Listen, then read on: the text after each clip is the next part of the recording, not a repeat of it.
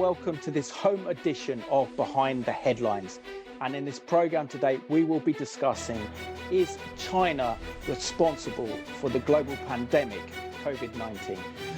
Regan, it's due to unforeseen circumstances, we're having to record this program at home for Wednesday's night's program, which is the 7th of July, 2021.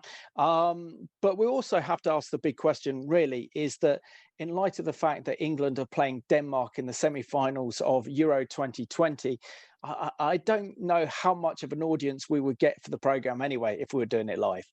Yeah, I think that's fair. I would be hopeful that most people would be tuning in, even if they don't always have a football interest. England's been playing sensationally this tournament. So, and I know for a fact, we love you viewers, guys. We are very thankful for the privilege to serve you each week on this program. But Simon, I think I can speak for both of us and say we're kind of happy that we get to pre-record this so we can be watching the match. Yeah, well, that was the dilemma I was facing, that if England got to the semis and it's live and clashes with Behind the Headlines, it's a difficult one. I mean, I've been a lifelong England fan. I've supported England since the World Cup in Mexico, '86. And I followed England all the way through from the kind of mid 1980s onwards. So I remember the pain of getting to the semi-finals against Germany in 1990, having that stolen on penalties. I remember the final of Euro 96 very well. And I've remembered the highs and the lows of supporting England. But I've got to say, had some tears. Loads of tears. Yeah. Loads of tears. So this is the best England team that I've ever seen. And I even remember working in Washington, D.C. for the 2006 World Cup. And I literally, because of the 5-hour time difference, was going to an English pub, watching the game at 9 o'clock in the morning. That's my dedication. To supporting England. And on that World Cup, I watched the World Cup in the United States, in Washington, D.C. I watched it in England. And then the next day I flew back and actually watched one of the games in Israel as well, in Jerusalem. So even being interviewed on Israeli television because I was wearing an England shirt like I am today. So, it's great for the nation. I think it gives the nation a great boost. I hope the boys can beat Denmark tonight. And then, it's the final. And as we're recording this program, we don't know if it's going to be Spain or Italy, but it's certainly given the nation such a big boost after the really dire year that we've all had to face with COVID-19. So anyway, so moving on to the program, there's new evidence now suggesting, many news reports are coming out, suggesting that both British and American security agencies are believing that the COVID-19 pandemic wasn't caused, as stated by the Chinese Communist regime, from a wet market in Wuhan, but actually was leaked from the actual laboratory in Wuhan. Now, if this is the case, and this is going to be proved, which is going to be very, very difficult to prove, then the West seriously has to rethink its relationship with China, does it not? Yeah, I think that there's a lot of stuff that we have to analyze in relation to our relationship with China anyway. China somehow seems to get a free pass when it comes to its horrific human rights record that goes back really since the beginning of the CCP's beginning and formation. We have our companies all across the West that are just selling up and going to China for the cheapness of it. The economy, in regard to so many areas, we have just turned a blind eye to a lot of what China has done. The Uyghur situation has been deplorable, and we've seen how economically even football clubs, our beloved Arsenal, when asked or challenged by someone to say something about that, not that it's really something they have to say anything about, they are happy to address popular issues, but when it comes to China, it's a hot potato. We don't want to talk about China because there's so much economic benefit from a good relationship. And so it seems like we've been willing to make ethical compromises.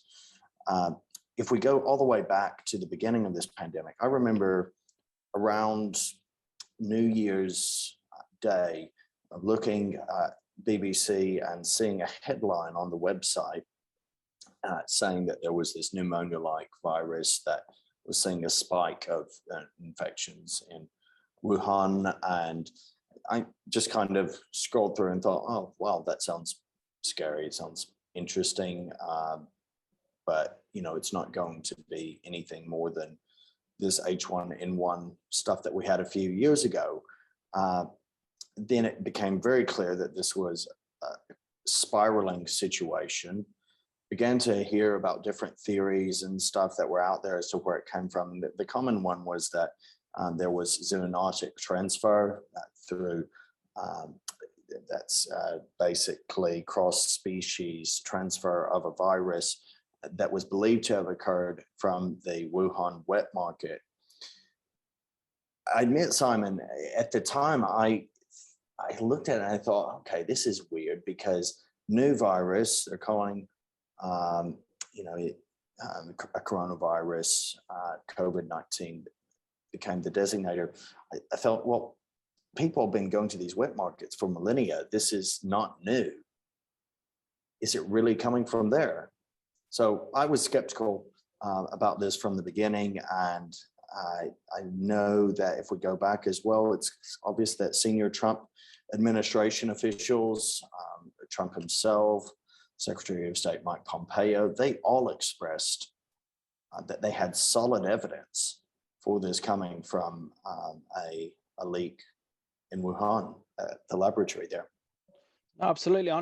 My first recollection of COVID-19 was doing a program on Revelation TV called Our Mornings, and seeing one of the video footage, aerial footage coming out of Wuhan.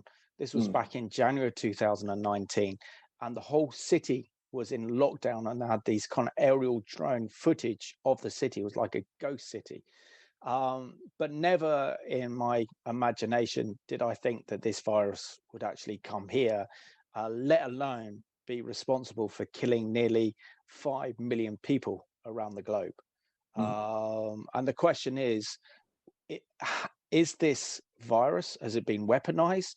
It's certainly been used by the Communist Party in China to advance China's national interest, to assert its authority in the world. And we know also that if it wasn't for COVID-19, then there is a very highly likely chance that President Trump would still be occupying the White House. So, you know, when we see what has happened since COVID-19, it has created almost a kind of World War effect, that we haven't seen so much changes in our world really since the Second World War. And this has been the biggest international issue that the world has faced since World War II, which is extraordinary. Absolutely, Simon. And we can also take a look into the Chinese perspective on this. China has spun a tale, and I'm aware of this through various media outlets, but also through a personal example where a friend of mine, his father, who's a very big supporter of the CCP, firmly believes that COVID-19 has nothing to do with China, but that it was actually the US Army that started COVID-19. So in China itself, there's quite a large popular belief that it's the US's problem. So that's kind of weaponized more of the members of the CCP and others of the common Chinese populace against America. And as China is growing in its power, as it's arguably becoming it's on the verge, Simon, I believe, of becoming a greater economic power than the United States. It's immense in its wealth. It's immense in its standing military power as well. It's growing significantly, and one cannot look at China, and even as we've discussed on this program before, act as though there are not some seriously concerning issues that are arising from its infrastructure. If we consider the state of lockdowns around the world as well, one also could ask the question, I think, would most of the world have locked down were it not for somewhat of a moral precedent set by the Chinese that this was the right thing to do? And so it puts in everyone's mind, okay, well, this is the right thing to do. Their lockdowns were significantly shorter and of significantly less economic impact. In the West, we adopted the same tactic after toying with the idea of what did they call it? Herd immunity. We adopted the same tactic because people were saying, well, the Chinese are more moral than us and that they're locking everything down. We've seen our rates continue, and we've seen rates soar. We've seen catastrophic loss of life in some places, in addition to immense fear that has been stirred up among many, particularly vulnerable individuals, backlogs to our health systems, total disruption. While China has quite happily and quietly been functioning almost normally since last spring, recording probably not accurately very few cases. So we do have to ask some questions here that are very critical in their analysis as to what has China been up to. Is this something that was an accident out of the laboratory?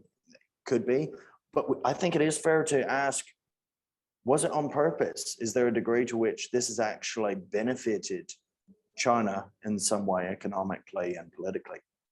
No, absolutely. But I think we have to go back, I think, to October. Now, looking at my notes here, which is all really important, that back in October of 2019, there was the what was known as the World Games that was held in Wuhan. Now, what's interesting as well that those military athletes who took part in this equivalent of a military Olympics in the Chinese city of Wuhan noticed that the whole city was cordoned off, that people were wearing face masks, and a lot of those athletes who attended these games also came back with COVID-19. There was also reports as well, news reports last year, that they believe that Western security services believed that the Wuhan lab was closed in October of 2019 after there was no mobile phone traffic coming from the lab. So in other words, the Chinese government actually knew there was probably a leak either in September or even earlier than that, but didn't actually notify the World Health Organization until January 2020.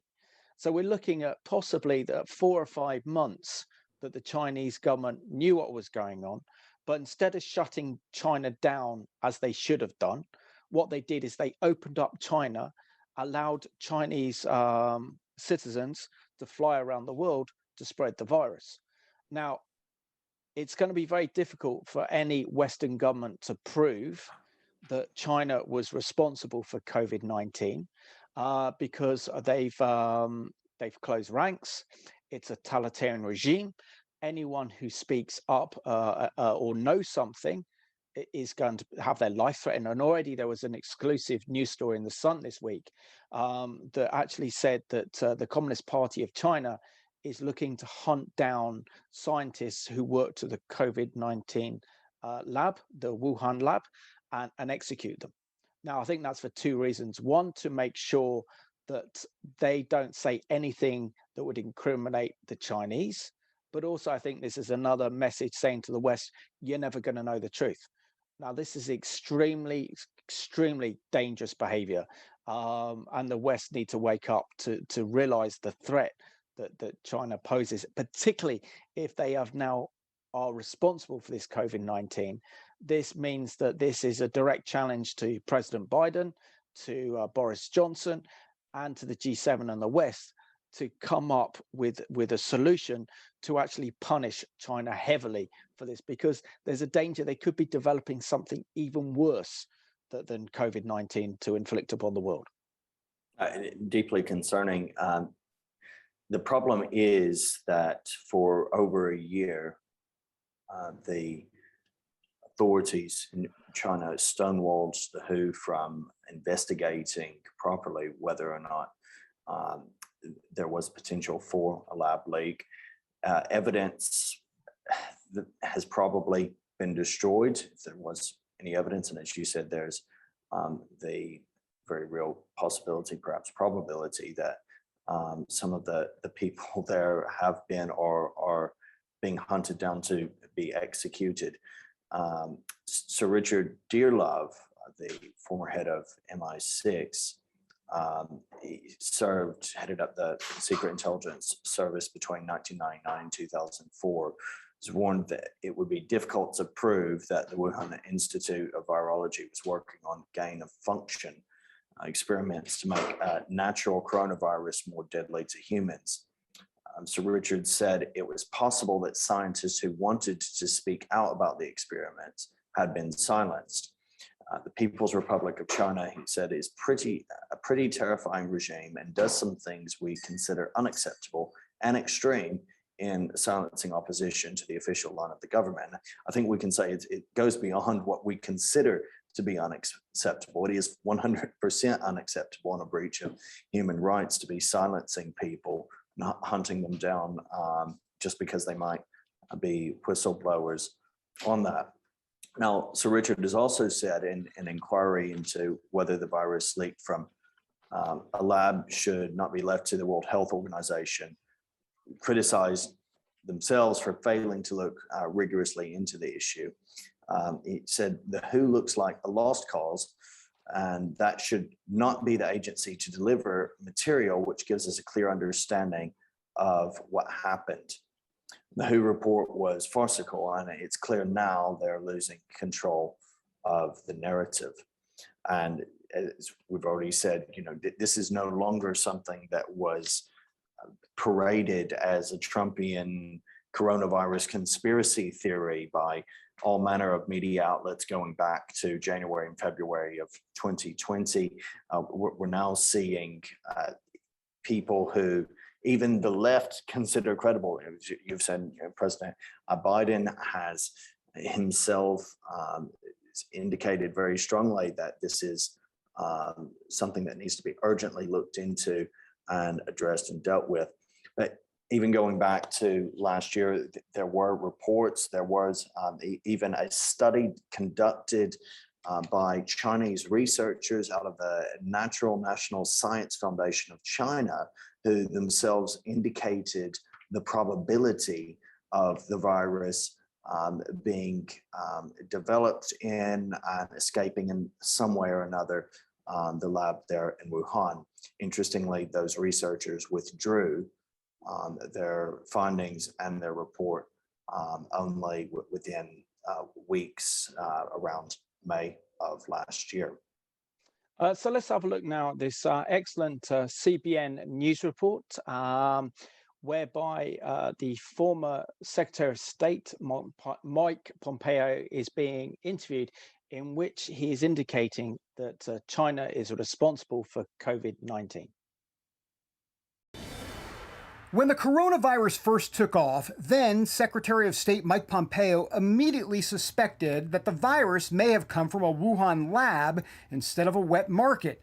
The medical community, Democrats, and the media wrote him off as a kook. They didn't accept what we said, the data set that we laid out before them, because they played politics. They had a theory of the case that was based on this was Mike Pompeo saying this. And he works in the Trump administration, and therefore there's some other angle here. They're trying to, it's a shiny object theory or whatever it is. Now that it appears his suspicions have merit, and that controversial gain-of-function research supported by the U.S. may have also played a part, Pompeo tells us how bureaucrats kept putting up roadblocks as he tried to get to the truth. Inside the State Department, there was lots of debate about the efforts we had underway, but I was just vicious about demanding that the team do everything they can to sort fact from fiction.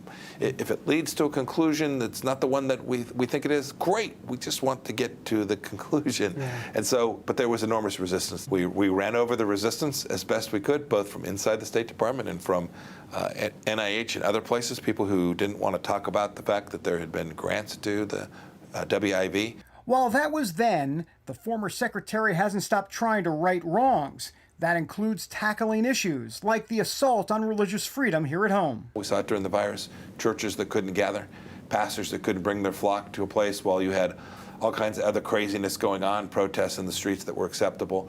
That is a real black mark on religious freedom in America. It's deeply inconsistent with our constitutional right for the free exercise of religion, but more importantly, it strikes at the very moral foundation of our country. Pompeo says a spiritual battle is striking the moral foundation as well. There's a lot of folks that believe we are in a state right now in America of spiritual warfare, if you will. There's no doubt there are folks here in the United States that are trying to place evil in front of us. This isn't new for those of us who are Christian, those of us who are believers in the Bible. We know that evil always exists. We also know that we're all sinners. But we know this. We have to be strong in our faith. That strong faith would likely play a role in a potential future decision whether he might run for president. Look, you've met with some donors, you've been in some states, I don't know, New Hampshire and a couple others. Hello, I didn't fall off the turnip truck yesterday, so I cover this stuff for a living. How serious are you about potentially running in 2024? So it's a fair question. I must say, Susan and I pray every day about how to execute the mission we've been given by the Lord. We're going to stay in this fight. I've been at this for decades. Today, 2022 is the marker. Whoever the president is in 2024 needs to have a Senate and a House so that they can actually make the changes that America needs. So it's safe to say that you're surveying the terrain and you'll see what happens after 2022? Is that fake news or not fake news? It is fair to say we're going to stay in the fight. We'll see what role the Lord brings to us. David Brody, CBN News. Excellent report there. Regan, what I think is very interesting here is that this is something that President Trump talked about last year in the summer of 2020. This is something that US Secretary of State Mike Pompeo has also talked about. And because Trump was talking about it, it seems like the rest of the international community decided to keep quiet. No one kind of believed what President Trump was saying, believing that if you believed in this was kind of going down the lines of President Trump's kind of conspiracy theories. But now it seems that Biden himself now is to carry out a thorough investigation. He's called upon American security agencies to come up with who was responsible within the space of 10 days. So this is something the Americans are beginning to take very, very seriously. But it's very troubling because we've lost so much time to actually then truly discover the origins of COVID-19, and also then how the World Health Organization was also complicit with the Communist Party of China in covering this up. And is this one of the greatest cover-ups we've ever seen in the world regarding a pandemic that was responsible for the death of nearly 5 million people around the world? And if the Chinese government is responsible for it, then this is mass murder on behalf of their regime. Definitely. If it is discovered that this came from the lab, and I have believed that to be extremely likely from very early on, it would be the greatest attempted cover-up, though I would say it's probably also one of the worst kept open secrets of sorts, because so many people have said this, many have been saying this, many have believed this, but they've routinely been put down as conspiracy crackpots, COVIDiots, and all manner of demeaning terminology has been used to shut down critical analysis. There has been an idea, letters have been seen by the Telegraph from last April, where vaccine specialists contacted several journals over concerns that structural details in the virus, which looked man-made, were being ignored. So I would say, actually, responsibility goes beyond China here, because we've talked about this on the program before. The entirety really of the Western world, and we can look at the G7 leaders as well, have gotten very much on board with a scheme, we could call it that, an idea that we need a great reset. The World Economic Forum we've talked about, and some of the dangers of increased globalization that's coming as a result of the consequences out of what's been going on in the past year. We could also look at just the terminologies being used across the board. There seems to be a paradigm, build back better. Everyone's like, we need to build back better. But what does that really entail? We've seen on the back of COVID-19, which China may well, and I think is probably responsible for in its spread, other nations have used this in some way, for some reason, to bring about the erosion of very key critical freedoms, even freedoms that have long been held regardless of war, regardless of plague, regardless of national tragedy. The freedom to gather for worship, the freedom to of conscience that is entailed in religious activity being a very big one. We've seen such events take place in even our Western society, where we actually have to say, well, we're kind of complicit in the narrative here. We may have not been initially, but we've become complicit in perpetrating something that it has led to some very distressing erosions across our Western world. No, absolutely. So I just need to correct myself. President Biden said he wants his intelligence agencies to look into the origins of the COVID-19 pandemic, and has given them 90 days to do so. Now, according to Sir Richard Dearlove, former head of MI5, who was interviewed by the Daily Telegraph recently, said this. He said, "This is the biggest disruptive event globally since World War II. It's huge. We sit there and we take it at face value what the Chinese say. And I'm advocating is absolutely clear debate and proper discussion, and not a complete suppression." He says, if it did come out of the lab, it raises all sorts of questions about virological research, the mere fact that this has happened and disrupted all the world's economy. What does that say to an aggressive, malign regime who want to go mucking around with a virus? He said it included a research review highlighting how Chinese scientists have spent more than a decade conducting gain-function experiments to make bat viruses more deadly to humans, so that they could get a head start on emerging diseases. They pointed to insert in the coronavirus genome that appeared to be evidence of this activity. So it seems very clear from his position as the former head of MI6 that he believes that the Chinese government is responsible for COVID-19. Now, this is probably what British security thinks. This is probably what the British government think, and now the American administration under Biden think as well. So the response is, how do we deal with China? How do we deal with World Health Organization? And also, how do we deal effectively with China, who is seeking global domination? And there was only a news story that occurred a couple of days ago, how China is building the biggest world infrastructure project from China all the way through Asia to Europe, building bridges, building railroads, building key infrastructure, and actually building these at a reduced cost.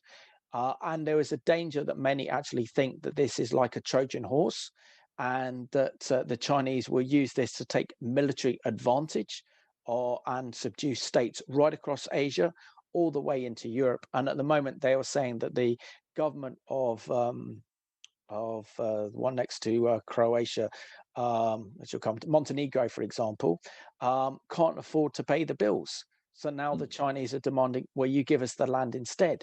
So we are effectively been since the 90s funding and supporting this totalitarian regime that's bent on world domination.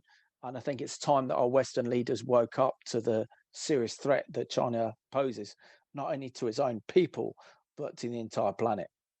In regard to consequences, first, I think the WHO has, in so many areas in the past year, discredited itself. It's changed its narrative. It's changed its advice time and time again to so many people's detriment. It has not taken seriously the calls for investigation, and when it finally did call for investigation, it didn't really press the issue and did not conduct things in a suitably thorough way. So we have to say that the WHO, there have to be questions. Is the WHO a credible organization? Can we continue subscribing to its mandates and its hypotheses? And of course, under the Trump administration, there was recognition of the WHO's failures. The WHO was discredited, that the US was not going along with the WHO's narrative at that point, much to the chagrin of many other nations who pointed the finger and treated the whole of the United States as if it was one massive conspiracy a nation of conspiracy theorists, and was behaving in a stupid way. Now here we are having the same conversation yet again. Now, in regard to China, it's time that the international community wakes up to the gross human rights abuses of China, not just in this case, but let's look at what we've been ignoring and recognize we have a very bad track record here, a horrible track record across decades, where we have in effect enabled and empowered China to be where it is today without saying anything. Generally, I suspect because there's an element of fear that's there, also because there's not been much economic benefit or gain or natural resources that we could lay claim to given a war. So it's not really been in our interests. And yet now, surely we have to say it is in our interests. If none of that was in our interest in the past, if dealing with the problem was not in our interest previously, now we have to decisively say we cannot allow these abuses to continue. There have to be sanctions. There need to be severe costs that are levied on the Chinese regime. There needs to be an honest assessment of the abuses, historic and present, that have been taking place, enabled and perpetuated by the CCP. There needs to be established deterrence. This is, if discovered to be, as I think is likely, a leak that has been covered up, maybe not even a leak that's been covered up because it was an accident, perhaps a deliberate leak. This would be absolutely the crime of the century. We're looking at something of such catastrophic proportion across the world, economically, the lives lost, mentally, emotionally, across so many areas. We've seen people's lives turned absolutely upside down. I'm sure you and I can look at individual personal cases around us, and we probably realize this is just scratching the surface. It's just a microcosm of the bigger thing, and there's more to come. There's more to come, because the next challenge is going to be food shortages in many countries. Here, we probably won't have to feel the effects of that too much, but many countries already are feeling the effect of it. Countries that we would normally be providing aid to or sending various support out to outside of COVID have failed to receive that support.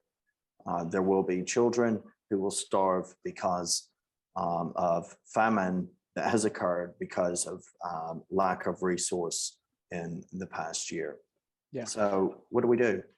Well, I think the West needs to create an alliance against the Chinese, like you say, impose economic sanctions, do no longer trade with China, and actually then even if it may take a couple of years to wean ourselves off China and develop our own manufacturing base, we need to do that, because what we're seeing now is a China that's led by a totalitarian president who wants to effectively dominate the world. And the sad thing is, with all of this, is that it seems that this government in China, the Communist Party of China, is responsible for this Wuhan, China leak.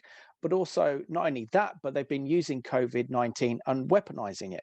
According to Gordon Chang, who writes for the Gatestone Institute, said this, that China committed that horrific crime by taking steps in December 2019 and January of last year to deliberately spread COVID-19 beyond its borders.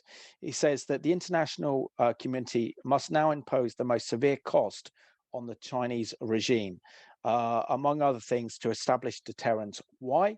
Because China's regime committed the crime of the century and may well be planning another horrific act. He said there are extremely disturbing indications that the People's Liberation Army of the Communist Party either engineered SARS-CoV-2, the novel coronavirus causing this disease, or warehoused this pathogen in a laboratory, most likely the Wuhan Institute of Virology in Wuhan. The lab was storing more than 1,500 strains of the coronavirus. It conducted dangerous gains of function experiments. It failed to adhere to safety protocols, and it located just miles from the first identified COVID-19 case. He says that the Americans do not need to wait any longer, though they need to make a determination of Beijing's culpability. Even if the coronavirus did not start out as a biological weapon, the world now knows enough information to conclude that China's regime has turned it into one. He says here that Beijing first publicly admitted that COVID-19 was transmissible from one human to another on January the 20th, 2020. Yet doctors in Wuhan certainly knew by the second week preceding December that human-to-human transmissions were occurring at a fast pace. So Beijing had that knowledge. He also said that Chinese leaders then engaged in a campaign of deception. They assured the World Health Organization that such transmissions were not likely as a result of China's assurances, who issued a statement on the 9th of January and its infamous January the 14th tweet by propagating the false Chinese assurance. So we're seeing here that effectively the Chinese regime lied to the international community. They didn't say that, they said that it was not transmittable from human to human, and this is what has happened. Had we known about the Wuhan leak back in October of 2019, then we could have shut China's borders down. We could have contained this, and this COVID-19 wouldn't have spread throughout the world. But we know that globalists are using this in order to push for world government and a greater loss of sovereignty. We know that the Chinese are weaponizing this in order to push their preeminence on the world stage and actually dominate the world, and trying to push America off its perch as the only remaining world superpower. But we also know that this is also judgment as well, because the Lord has permitted to happen. So when you put all those three factors in, COVID-19, this global pandemic, has become the issue that we've all faced in the early part of the 21st century. Not lose sight of the fact that throughout the Bible, whenever we see plagues, whenever we see problems alongside this scale, that it is in every case linked to divine judgment. I've heard some people say, no, we can't say that COVID-19 has anything to do with God's judgment. These are Christian leaders. We can't say definitively that has anything to do with God's judgment.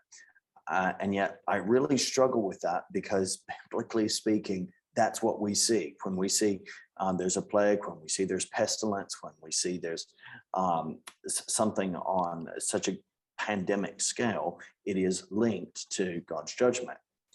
Doesn't negate human responsibility. In fact, it is often through human irresponsibility that God judges the nations. But for those of us who have had this year and have looked at it and have been in some way a state of distress, the words of Psalm 46 really are quite powerful and helpful. In verse 6, nations are in uproar, kingdoms fall. He lifts his voice, the earth melts. The Lord Almighty is with us. The God of Jacob is our fortress. Come and see what the Lord has done, the desolations he has brought on the earth. He makes wars cease to the ends of the earth.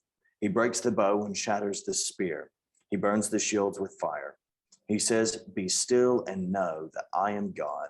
I will be exalted among the nations. I will be exalted in the earth. The Lord Almighty is with us. The God of Jacob is our fortress. What a powerful reminder of God's sovereignty, of his control, even when this world is out of control. Amen. I think that was extremely good, Regan, and reminds us that despite everything we're seeing, despite the massive, incredible injustices carried out in the world, particularly by the Communist Party of China, we can be reassured that God is sovereign, that he's in control, that he knows what's happening, and he is allowing this. But I think we also need, with 10 minutes left of the program, really need to discuss China's persecution of Christians. Now, according to the Open Doors World Watch List of 2021, it says here that China has a population of 1.4 billion people. 96.7 million are Christians, and it says here that the new religion laws of 2018 and 2020 have increased pressure on church life, which is nationwide and affects both the unregistered and government registered churches. Thousands of churches are being closed, and increasing number of Christians are being imprisoned or even re-educated. And now they are attacking Christian platforms and Christians' ability to communicate online, as we can see from this excellent report put together by CBN. China's Communist Party is expanding its crackdown against Christians in cyberspace. International Christian Concern reports Christian accounts have been blocked on the popular online program WeChat, and Bible apps have been removed from the China App Store. On this week's episode of The Global Lane, China Aid President Bob Fu says that action proves the party is determined to erase and destroy the Chinese church. With the so-called pandemic, of course, excuses, now the Christian churches, including both the official government-sanctioned churches and the independent house churches, they were all not allowed to operate even in the virtual setting. That's amazing. It's not just shutting the doors of buildings, but also shutting doors online. So let's go a little broader now, Bob. What did China Aid find after examining Chinese government actions against Christians and other people of faith during 2020? China Aid has found with our in-depth research that in 2020, the persecution against Christian churches, against human rights lawyers, both in the government-sanctioned church and the house churches have reached really to the worst level that we have not seen since the Cultural Revolution in 1960s. I mean, this is the third year of the Communist Party's so-called Sinicization campaign, which means anything that is found not compatible with the President Xi's ideology, communism, socialism, is going to be regarded as the enemy of the state ideology. And we have seen even the church members who are organizing prayer meetings online had been targeted with the criminal and administrative detention. Just in the past few days, the largest house church in Beijing, the Beijing Zion Church, have two of their pastors being kidnapped and even sentenced to 10 days administrative detention. And we have seen, of course, under this Sinicization campaign, pastors receive 4.5 years imprisonment for refusing to put the Communist Party's posters, propaganda in their church building, for refusing to put a Communist Party's national flag at their parking lot. Of course, we have seen Pastor Wang Yi, who was sentenced to 9 years imprisonment for preaching a sermon, pleading for President Xi to suspend his crackdown, asking him to repent so that he can get salvation. That is 9 years imprisonment. And part of that, Bob, I know we've talked in the past about facial recognition software, social credit scoring, people being denied jobs, promotions. They have low scores. They're not considered to be good communists. They don't have favors. So how is that scoring affecting Christians or people who are not part of the government-approved, government-controlled church? Yes, 2020 marked really the first year, I think, is the whole called the national digital authoritarianism rule with literally 2.6 billion face recognition cameras has been installed all over China, which means every Chinese will have 2 face recognition cameras are following them. The so-called social credit score had been also instated with the big data plan. If you are a Christian, if you are especially a Christian pastor or a house church leader or anyone who has a religious faith that is not compatible with communism will guaranteed have a lower score, which means you may be banned from even buying a train ticket or air flight tickets, and which means you couldn't get a promotion, which means your family members cannot join the civil servant test or join the military. So you are regarded absolutely as second or third class citizens. A lot of Americans Yes. are afraid that may come here with vaccine passports and so forth. So finally, Bob, on this program and other CBN News programs, we've reported for some time now about the Chinese Communist Party's persecution of the ethnic Uyghurs. Many of our viewers don't realize that not all Uyghurs are Muslim. There are quite a few Uyghur Christians. Tell us about them, and do they suffer the same oppression? Yes, you're right, Gary. The Uyghur Christians and Uyghur Muslims and even the other minorities like Kazakhs had been suffering the genocide, as the former Secretary Pompeo designated.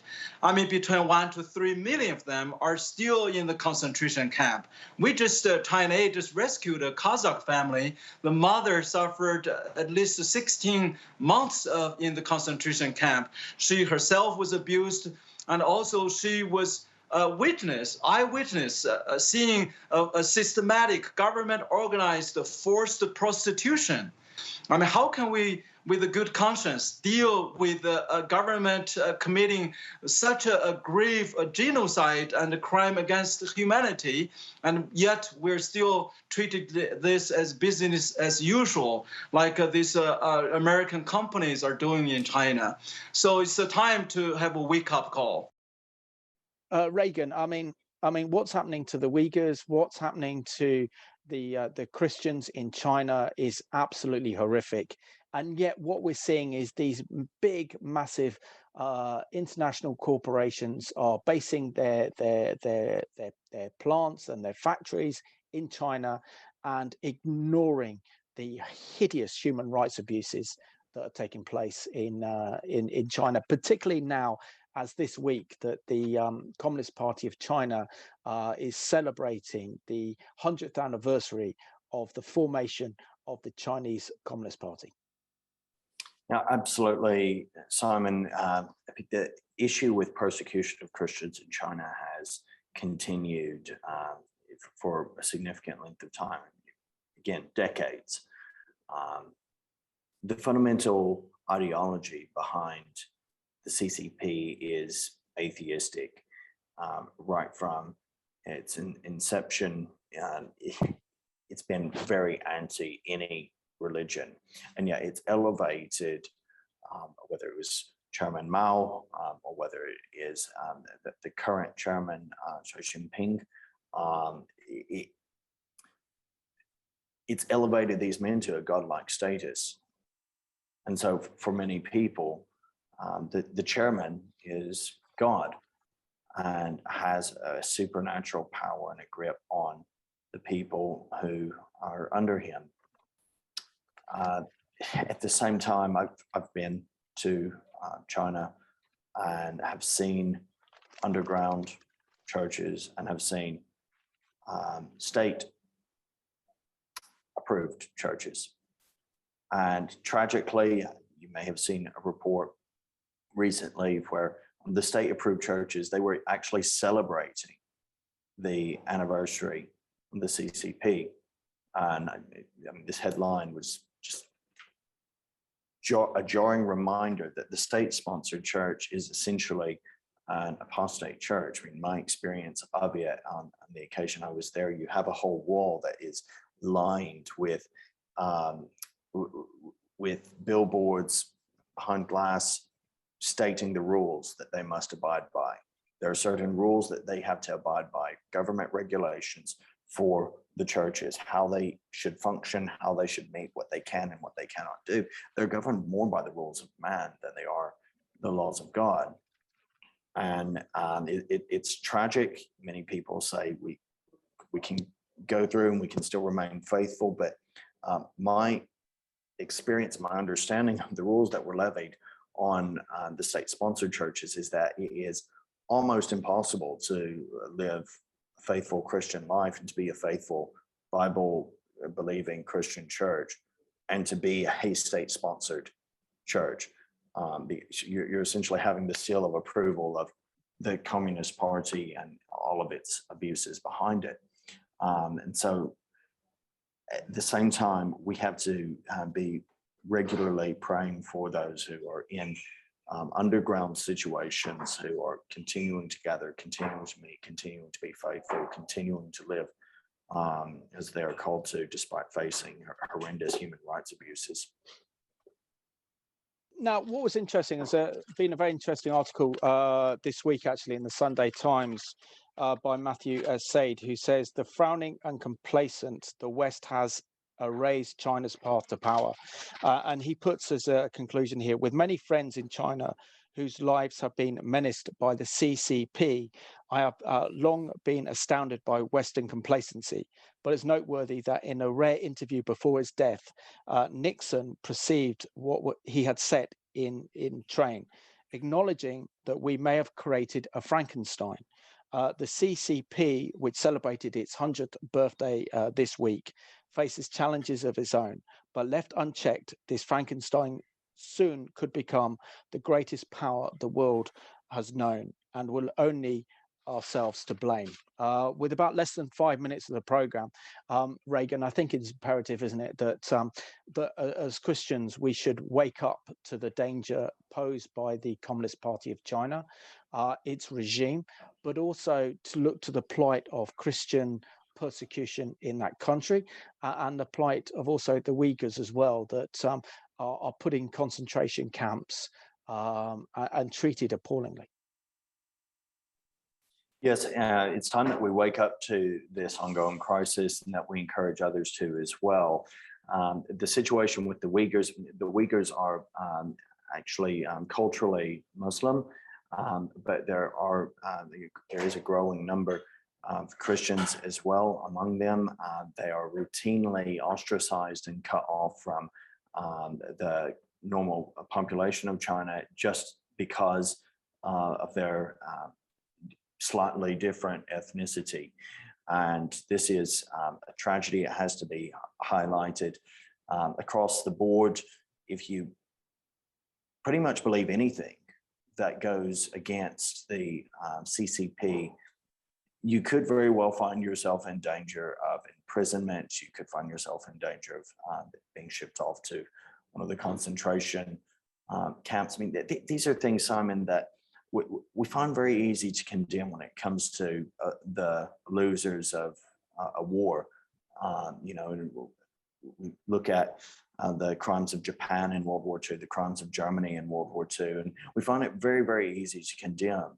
We can look at what's gone on in Cambodia and the killing fields. We can talk about some of what's happened in Burma historically, and it's so easy to point the finger and say, yeah, that was horrible, and never again. And we have memorial days. This is happening right under the West's eyes.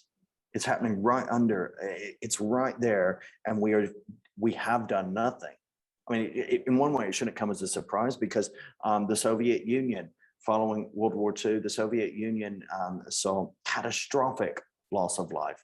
Tens of millions of people, more than died in the Holocaust, were killed under Stalin. No one did anything because it wasn't in our interest. So we have to start fervently praying. We have to pray for our leaders that they would have wisdom and that they would act with decisiveness, that we would stop pandering to and compromising with evil regimes, becoming party to their evil agendas. But doesn't this destroy the argument of, say, atheists and humanists that religion is responsible for all wars? When you look at the Communist Party of China, it's completely humanistic, atheist, the same with the Soviet Union. And that's what Marxism is, that it represents that kind of absolute humanism with no room for God whatsoever. So we see how many wars and how many deaths have resulted from this ideology. I think atheists and humanists really need to rethink when they say that religion causes wars, don't you think? Philip and Axelrod's Encyclopedia of Wars catalogs almost 3,000 wars across human history. Of those wars, there is only 6% that have anything to do with any religion. Take away Islam, you are left with only 3%, but 6% of wars have had anything to do with any religion. We're dealing with a fundamentally atheistic ideology here that has no value for human life. It is entirely rooted in Darwinian evolutionary philosophy, survival of the fittest, a superiority of particular races over others. And so absolutely, it debunks that narrative fully. Regan, so pleased you could join me on this home edition of Behind the Headlines. Hope to be back in the studio live with you guys next week. And I want to thank you for watching this program. The West really has to wake up to the danger that is posed by the Chinese government. And it seems very clear that the evidence is pointing to the fact that the Chinese regime has actually covered up this COVID-19 pandemic that has resulted in the death of come up to 5 million people around the world. It's shut nations down, it's destroyed economies and lives, and I think it's time that the Chinese government pay the price. So when I thank you for watching this home edition of Behind the Headlines.